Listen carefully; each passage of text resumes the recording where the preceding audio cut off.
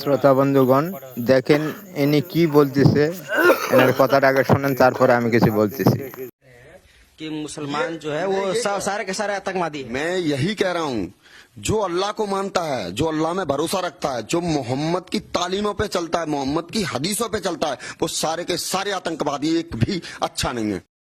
আরে এই অন্ধভক্ত, মুসলমান আতঙ্কবাদী না তোরা আতঙ্কবাদী? দেখ কে আতঙ্কবাদী।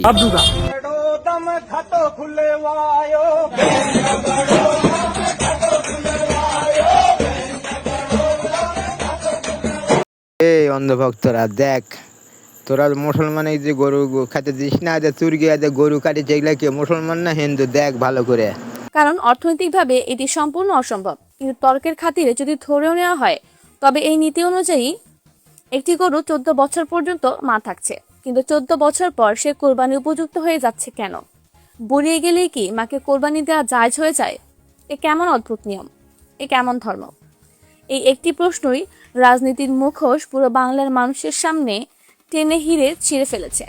14 বছরের এই অদ্ভুত শর্ত প্রমাণ করে গরুর প্রতি তাদের কোনো প্রকৃত দরদ বা ভক্তি নেই। এটি কেবল মুসলিমদের কোণঠাসা করার একটি সস্তা রাজনৈতিক হাতিয়ার।